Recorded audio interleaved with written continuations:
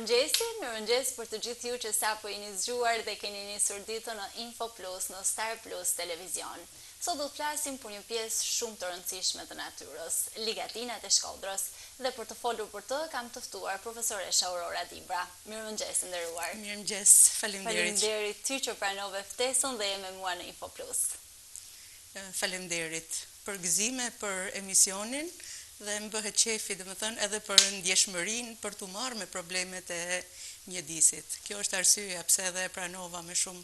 kënaqësi ftesën. Dua të di nga ti se çfarë janë ligatinat. Ti shpjegojmë pak më shumë publikut se çfarë quajmë ligatinat, profesoresh, që edhe ata të kuptojnë më mirë se për çfarë ne po flasim. Kam dëgjuar shumë shpesh që e din se çfarë është në të vërtetë, por nga termi nuk e kanë hasur. Nëse unë do të përmend shumë terma përveç atij shkencor, pra nëse unë do të them një pellguj mbledhës, një knet, një moçal e tjerë, besoj që e gjithë masa e komunitetit të gjerë patjetër që do të arrijnë, domethënë që ta kuptojnë, por ligatinat ose zonat e lagta në kuptimin shkencor të fjalës janë të gjitha ato ekosisteme të cilat arrihen nga uji. Pra janë ekosisteme të veçanta edhe në ekologji, quhen ekosisteme ujore, në fakt mund të jenë edhe toka moçalishte, të cilat pastaj, domethënë, thahen paksa nga uji, apo për kohë të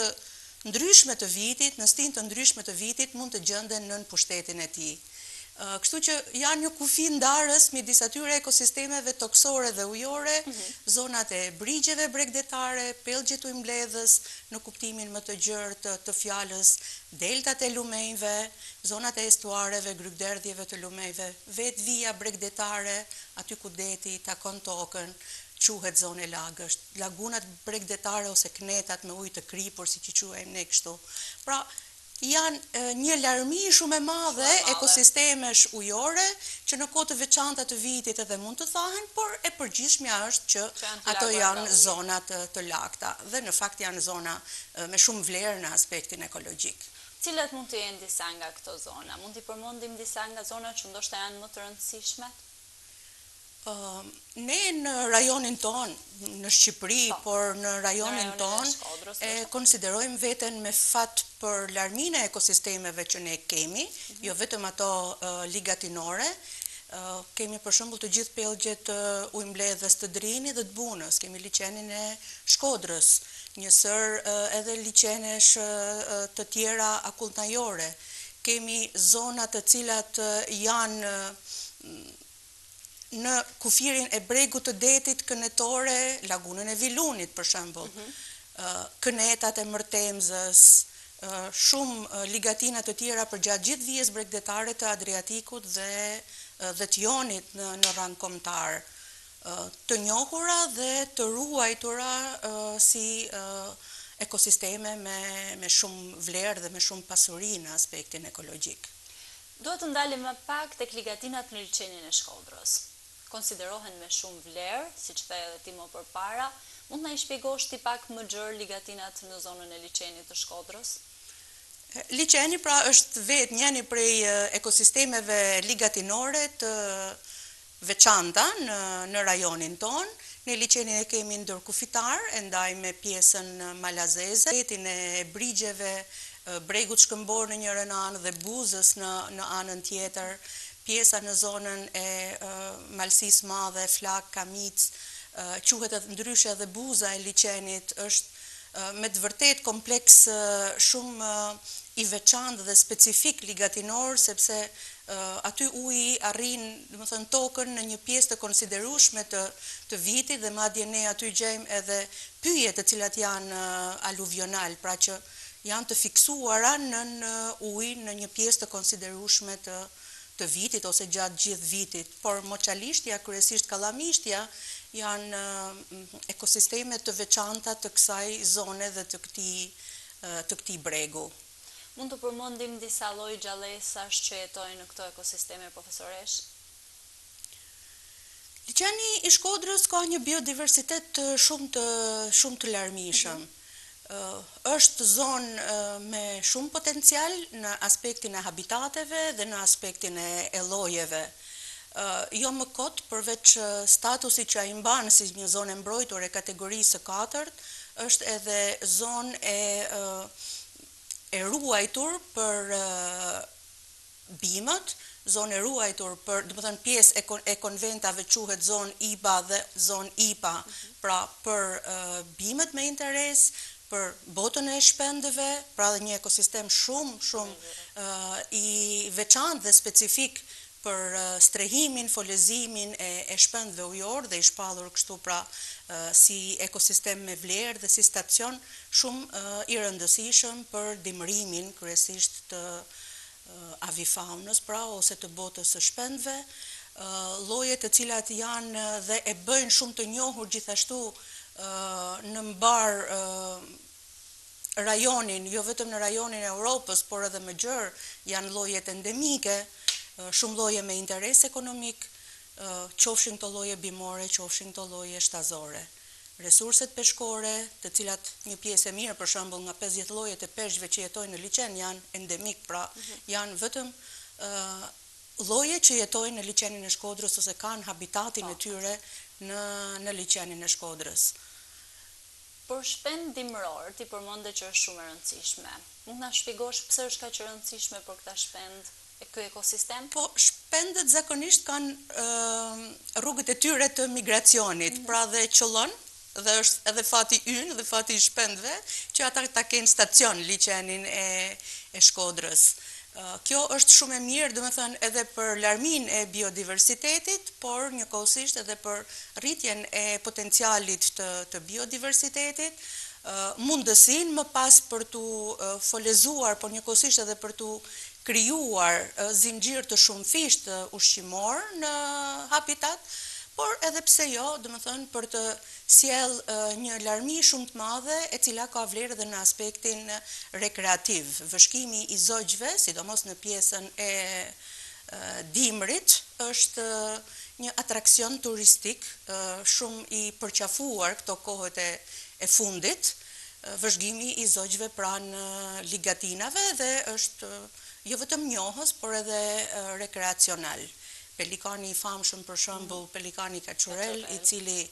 kohët e fundit është bërë banor i përhershëm, ka qenë një pjesë të kohës u largua paksa, por është rikthyer në habitatin e tij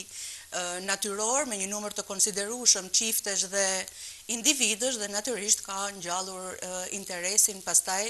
jo vetëm të studiuesve, ekologëve apo zoologëve, por njëkohësisht edhe interesin në aspektin turistik të vëzhgimit, të fotografimit, realizimit të ekspozitave e të tjera si këto. Cilat janë kërcënimet kryesore të këtyre zonave, profesoresh, nëse mund të quajmë kërcënime? Natyrisht që çdo ekosistem i cili është ekosistem natyror ka një, si të thuash, ekuilibër dinamik të vetin që e vendos dhe e rivendos në mënyrë të herpashershme, por fakti është që kemi edhe një faktor, që është faktori njeri, i cili është pjesë natyrisht e këtyre ekosistemeve, i cili gjen burimet e të mirave të jetës pranë këtyre ekosistemeve në mënyrë të natyrshme, kërkon habitatin për banim, kërkon bimët dhe kafshët për t'i përdorur një pjesë edhe si ushqim, por pse jo për të siguruar prej tyre dhe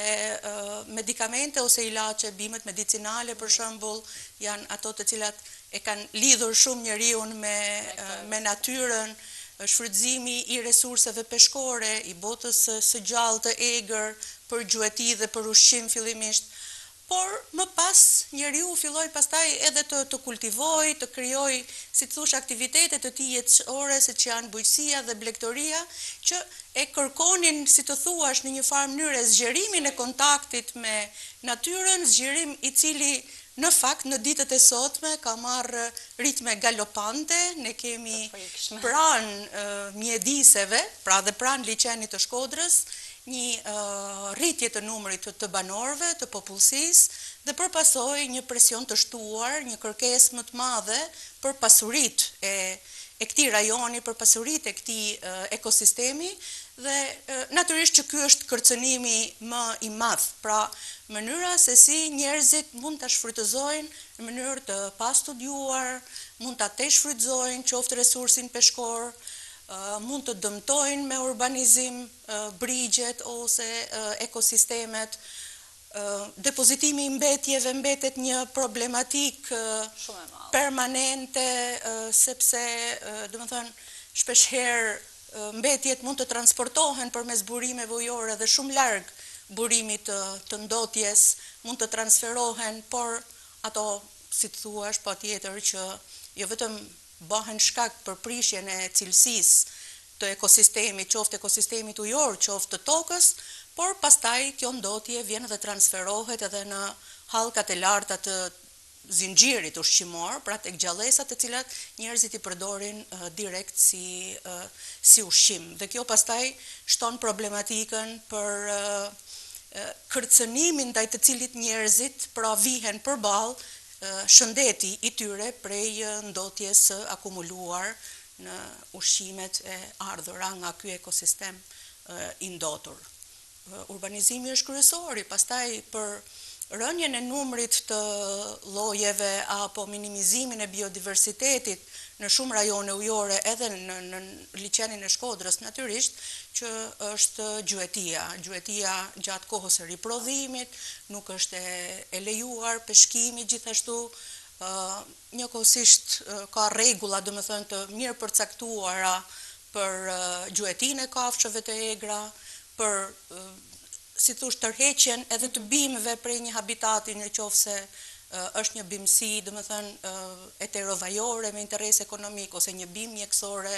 mënyra se si ti, domethënë, e largon atë nga ekosistemi ka të bëjë shumë me vazhdimin e ciklit jetësor të bimës. Sherbela, për shembull, është një ndër bimët mjekësore që ka qenë pjesë e habitateve të brigjeve të liçenit, por është reduktuar shumë sipërfaqja me sherbelen natyrore përreth liçenit të Shkodrës, pra si pasojë e shfrytëzimit shumë intensiv dhe heqjes në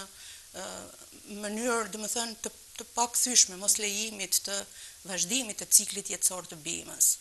Po klima, sa ndikuese është klima që ka ndryshuar kohët e fundit në këto ekosisteme? Natyrisht, ne në kohët e sotme jemi, si më thënë, dëshmitar të ndryshimeve klimatike. Në një farë mënyrë rajoni ynë duket sikur është i mbrojtur, se duke qenë në pellgun e Mesdheut dhe duke pasur brigje të shumta, domethënë edhe ligatinore, madje një prej funksioneve kryesore ekologjike të ligatinave është pikërisht zbutja e këtyre dukurive ekstreme klimatike, përmbytjeve e të tjera si këto, erozioni i tokave, patjetër që janë faktorë të cilët në mënyrë të drejtë për drejtë ndikojnë në ekologjinë e ekosistemeve ujore, sepse ndryshimi i regjimit të rreshjeve, depozitimi një sasie shumë të madhe të ujrave, natyrisht që do t'i shkaktojë, domethënë, përmbytjet, sepse ujrat drenojnë ose kanë një rrjedhë të tyre. Por nëse do të jetë një ligatin, kjo ligatin shërben si një zonë buferike, shërben si një, si të themi ne në gjuhën e zakonshme, shërben si një sfungjer, duke qenë toka gjithmonë nën pushtetin e ujit, kur vjen një sasi e tepër të ujit, ajo është më e zbutur, domethënë, si përmbytje. Kjo është arsyeja pse nuk është e këshillueshme që pranë zonave buferike, ligatinore, knetore të mos ndërtohet, sepse pastaj problemi ekologjik çon edhe në një problem tjetër, ekonomik. Pra, përmbytja prek pastaj edhe shtëpitë e njerëzve, pra ndikon direkt jetën e tyre ekonomike, ose bëhet shkak për një problem social, sepse është e mira e jetës pra një shtëpie ku ti banon, ose pra një biznesi që ti ke ndërtuar, ose pra një vendi ku ti ke krijuar fermën tënde organike, biznesin tënd të kultivimit, të bimëve, të akvakulturës e tjera si këta. Ti përmendë faktorin njerëz si një faktor negativ për këtë pjesë, por a mundemi ne të bëjmë diçka konkrete për të mbrojtur këto zona?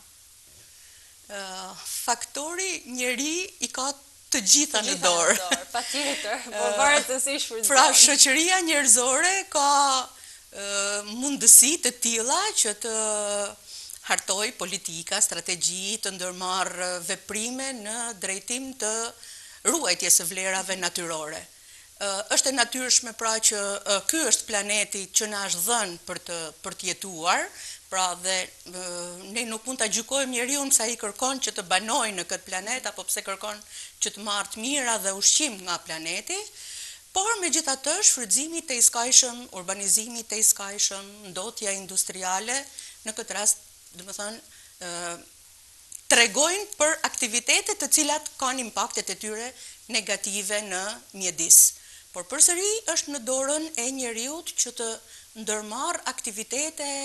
të rehabilitimit, edhe pse jo të zonave të degraduara, të pastrimit, të minimizimit të ndotjes,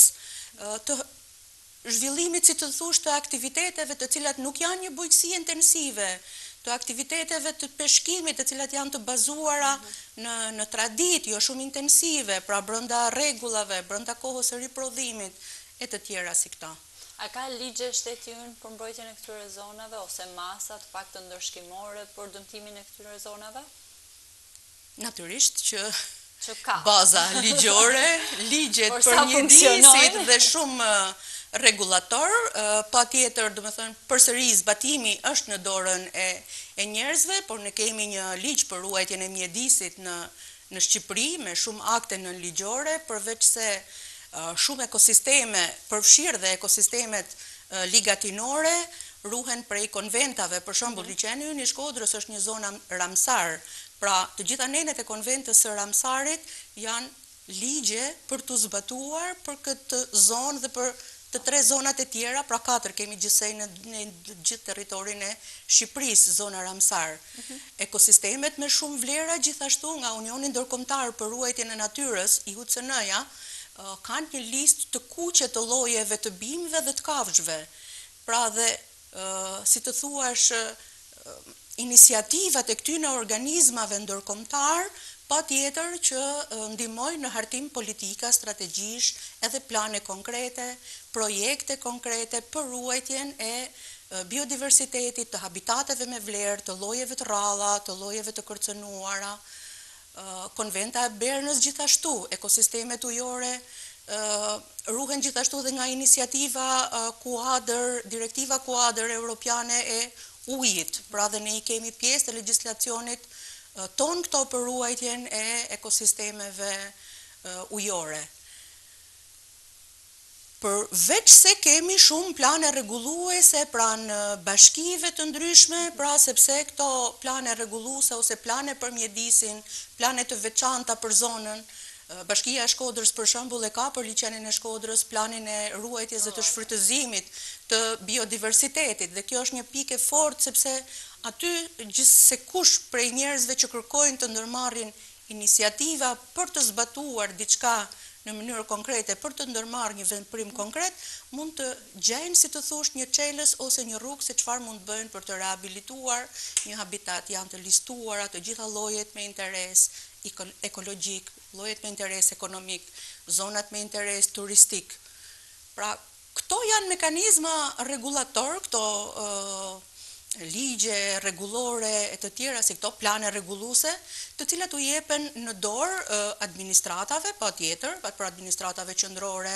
lokale, organizatave të shoqërisë civile dhe vetë komuniteteve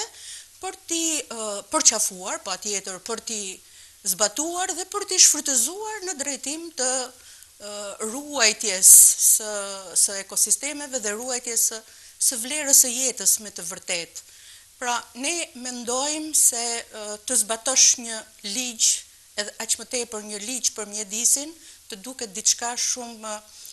e vështirë ndoshta, ose shumë shtrënguese, ose nuk jemi edhe aq shumë koshient se nuk na prek ne. Në fakt, do të thënë, nuk ka asgjë e cila nuk mund të prek kur bëhet fjalë. Si na prek në jetën tonë të përditshme, profesoresh, mbrojtja e këtyre zonave? Mund ta shpjegojmë pak më konkretisht sa ndikon në jetën tonë të përditshme? Po ja, dhe më thënë, në qoftë se ne kemi depozitim të ndotjeve vend e pa vend. Këto mund të përfundojnë pa tjetër në ekosisteme toksore ose ujore. Dhe këto bëhen problematike më pas, sepse duke u transferuar në zinxhir ushqimor, sidomos metalet e rënda, vinë dhe bëhen, dhe më thënë, në trupin ton vatra për kancer. Pra, është një sëmundje e cila sot nuk... Po merë njëra jetë. Po merë shumë jetë të njerëzve, për të thënë që ritmet e përhapjes së saj janë të frikshme, edhe për numrin, dhe më thënë, të popullsisë që ka Shqipëria, dhe janë të lidhura me cilësinë e ajrit, me cilësinë e ushqimeve që konsumojmë, me ndotjen e të tjera si këto. Prandaj është, si të thush, në një farë mënyre detyre gjithë se kujt që aty ku është, në pozicionin ku është, me shumë idealizëm dhe devocion të përpiqet të bëj më të mirën e punës. Pra qoftë të shfrytëzimit të mjedisit, pra nuk mund të themi që të mos kemi edhe biznese, edhe ndërtime, etj, por duhet të ketë një koherencë dhe një zbatim të qartë, dhe më thënë, të çdo ligji dhe rregulloreje për të respektuar jo vetëm, dhe më thënë, parametrat dhe standardet, por për të respektuar në një farë mënyre edhe ai ekuilibër harmonik që vendosin vetë gjërat natyrore njëra me tjetrën. Pra gjallësat me mjedisin ku jetojnë, gjallësat me njëra tjetrën. Në momentin që ne e prekim strehëzën e një gjallëse, atëherë ajo do të kërkojë një tjetër variant të jetës së saj. Nëse ne do të ndërtojmë një aeroport ose një rrugë malore, pa tjetër që do të presim një pyll. Dhe ky pyll është strehë dhe habitat jo vetëm për një, por për disa lloje gjallësash, të cilave ju shprish shtëpia, pra habitati, dhe pastaj ato do të kërkojnë transferim, ti nuk do të dëgjosh më cicerima zoq, ti do të kesh më pak oksigjen, natyrisht do të kesh aeroportin dhe pastaj do të shohësh këtë balancë të përfitimit tënd, nëse e ke aeroportin më afër është më mirë, apo nëse ke më shumë oksigjen është më mirë. Ky është një shembull shumë i thjeshtë, por me të vërtetë shoqëria njerëzore i bën këto balancat edhe ekonomikisht. Pra, mjedisi mund të jetë mundësi e përfitimit ekonomik për komunitetet e zonave në të cilat ato jetojnë, por njerëzit duhet të kenë, si të thuash, atë vizionin e shfrytëzimit në mënyrë të qëndrueshme për pjesën që është e rigjenerueshme në mjedis, për burimin që është i rigjenerueshëm, për pyllin, për biodiversitetin e tjerë. Nëse liçeni Shkodrës, sepse është dorëzuar një dosje për futjen e tij në UNESCO, nëse ai realizohet ky projekt, pra dhe liçeni Shkodrës bëhet pjesë e UNESCO-s, sa do të ndikojë kjo tek zonat ligatinore? A do të ketë një ndikim pozitiv? Pa tjetër që po, përgatitja e dosjes ka kërkuar shumë punë, shumë mund angazhim njerëzor. Dosja është përgatitur si pasojë e kontributit të punëve të ekspertëve në të dy ministritë e linjës, në Ministrinë e Mjedisit dhe në Ministrinë e Kulturës, pasi në UNESCO liçeni i Shkodrës së bashku me pellgun e mbledhës të Drinit, bashkë me lumin Buna dhe estuarin, janë nominuar për të shpallur rezerve biosferës, pra zonë me vlera natyrore, por dhe kulturore, pra zonat të trashëgiminisë botërore kulturore, kështu që ka një bashkëpunim të këtyre ministrive të linjës, por edhe të gjithë agjensive në rajonale, pra që janë këtu afër. Dosja është përgatitur edhe nga pala malazeze, pra për mos thënë që secila prej ministrive ka paraqitur dosjet e veçanta dhe pastaj është paraqitur dosja për ekosistemin, pra në tërësi, dosja e përbashkët. Punë 3 vjeçare e një projekti mbështetur nga Bashkimi Evropian, e një projekti IPA, udhëhequr nga Qendra Eden në pjesën shqiptare, ekspertë të cilët janë përfshirë në projekt, por të cilët kanë komunikuar ngushtësisht edhe me ekspertët lokal, pra ne kemi qenë pjesë të gjitha takimeve konsultative në përgatitjen e dosjeve, trajnimeve të cilat janë realizuar dhe dhënjes së konsulencave. Unë e konsideroj veten pak më me fat, kam pas edhe rastin që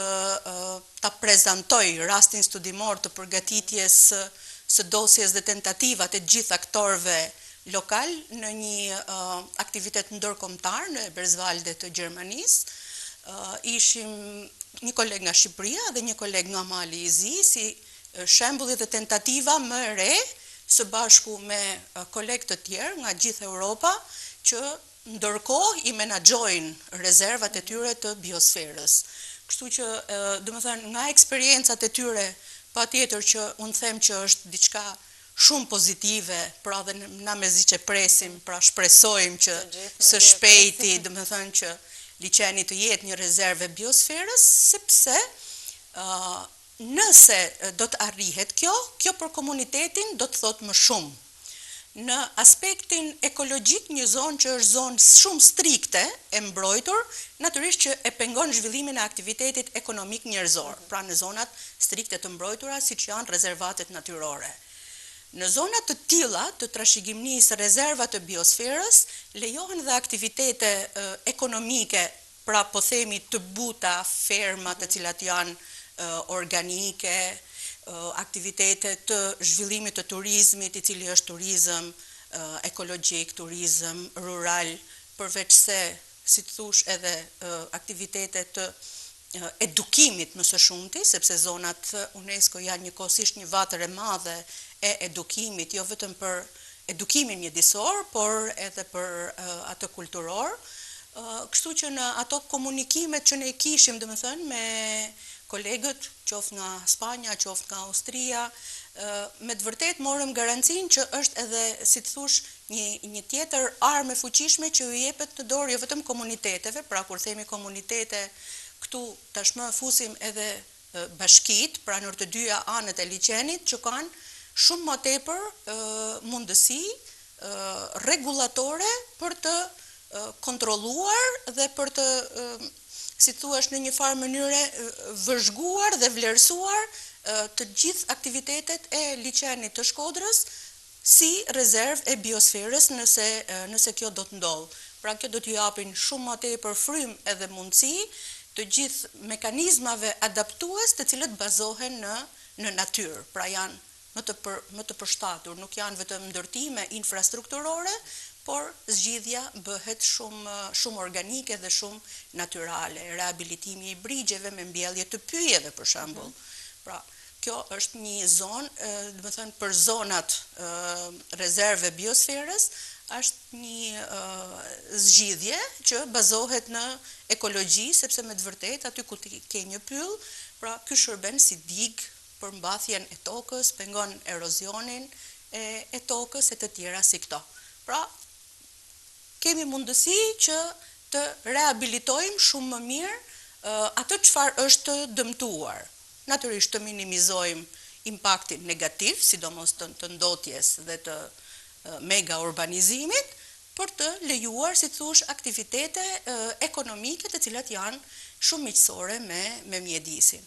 Vetë programi i UNESCO-s ku është depozituar dosja quhet Njeriu dhe biosfera, Njeriu dhe natyra, pra gjë që do të thotë, me të vërtet, njeriu jetën e tij e ka të lidhur me natyrën dhe do të di, domethënë, ose duhet që të di se duhet ta shfrytëzoj atë në mënyrë të tillë që ta shfrytëzoj për vete, por ta lërë edhe për fëmijët, si trashëgimni për brezat më pas. E ne inshallah kena shansin, domethënë, që liçenin e Shkodrës ta kemi liçen për shumë gjatë. Në fakt puna për përgatitjen e dosjes është punë voluminoze e shumë personave dhe kontributorëve, studiuesve, domethënë në të dyja anët e liçenit, tash në ministrit, në agjencitë rajonale, në Universitetin e Shkodrës. Por shpresojmë, domethënë, në më të mirën që ta arrijmë ta kemi, si të thush, si me të vërtet një mundësi për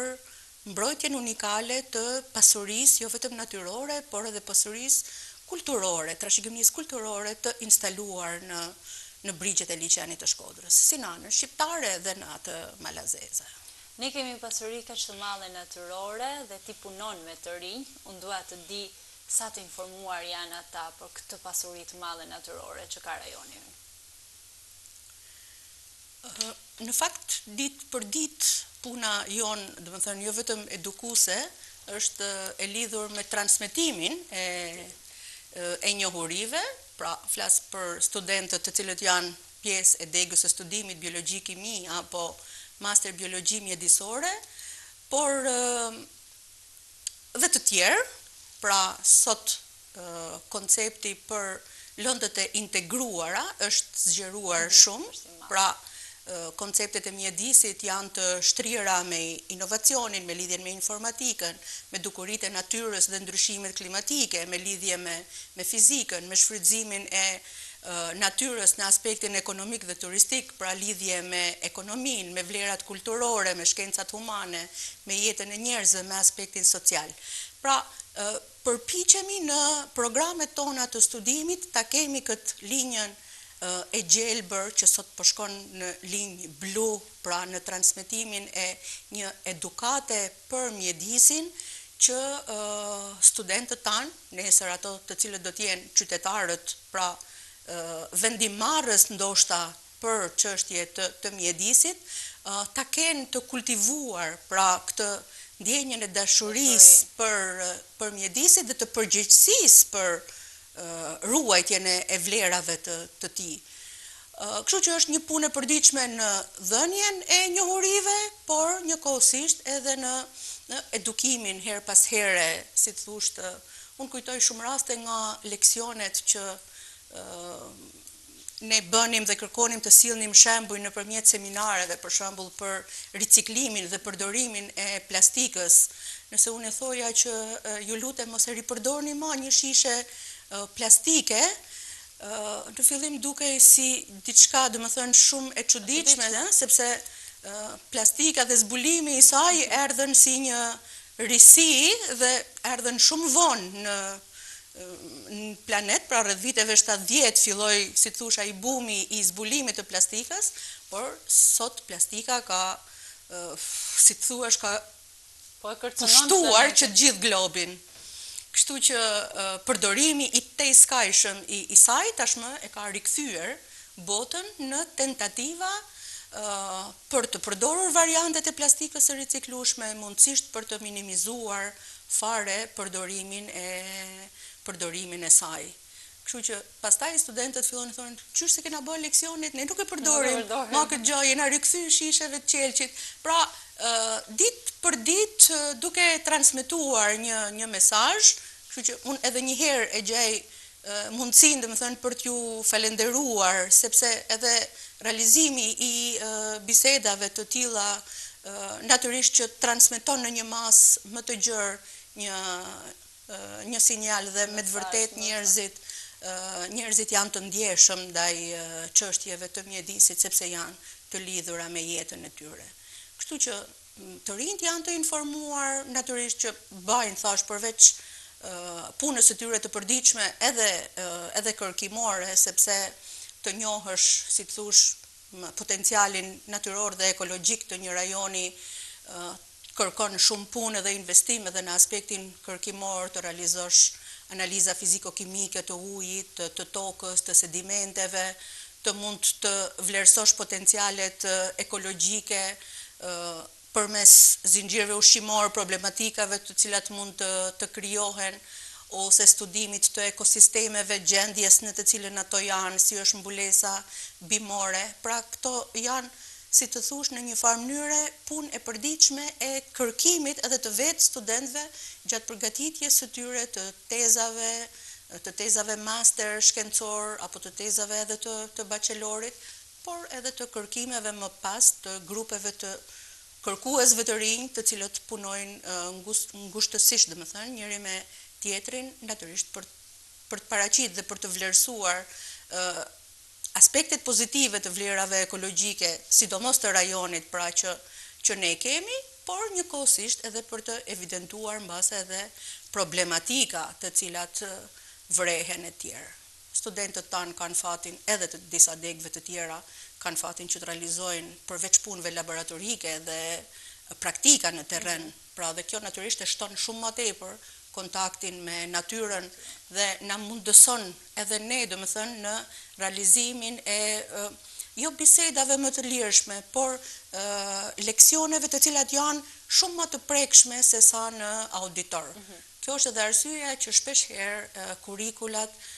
edhe rishihen, shtohen shumë më tepër orët praktike për t'ju larguar leksioneve tradicionale, por për të shtuar, si thosh, mundësinë e praktikimit dhe të rritjes së mundësisë për studentët që ato të përfshihen direkt, domethënë, në kërkim, në inovacion, në evidentim, domethënë, të dhënave, analizë të tyre, për t'i shërbyer, domethënë, një qëllimi ose një çështje të caktuar të studimit, të cilat janë nga më të shumtat, domethënë, në të gjitha programet studimore, edhe në universitet, por edhe ma poshtë. Ne sot kishim një aktivitet, për shembull, ku me rastin e ditës së ligatinave studentët me të vërtet kishin paraqit, domethënë, disa tematika me vlera, problematika, por edhe nxënës të gjimnazit jo vetëm u bën pjesë, por edhe ato paraqitën një punim të tyre, kështu që kemi, do të themi, si thosh, edhe një impenjim shumë të madh edhe të stafeve në shkollat e mesme, në shkollat nëntëvjeçare, edhe të fëmijëve për të pas ato principet dhe parimet e edukimit mjedisor, për të përqafuar këto sjellje të cilat janë miqësore me mjedisin. Por ky është përfitim shumë i madh për shoqërinë, sepse fëmijët pastaj jetojnë në një rreth familjar dhe shoqëror dhe arrin, domethënë, që ti transferojnë edhe këto gjëra që mësojnë në shkollë, aq më tepër që ti praktikojnë. Kështu që sa më shumë njerëz që jetojnë në miqësi me mjedisin që të kemi, aq më mirë do të jetë për ne, për jetën tonë, por edhe për planetin natyrisht. Profesoresh, të falenderoj shumë për këtë intervistë, për këtë bisedë kaq të këndshme së bashku. Ju falenderoj unë ju përgëzoj, shumë suksese. Faleminderit. Faleminderit dhe të gjithëve ju që keni qëndruar me ne deri në këtë moment në Info Plus. Takimi radhës së bashku të hënën.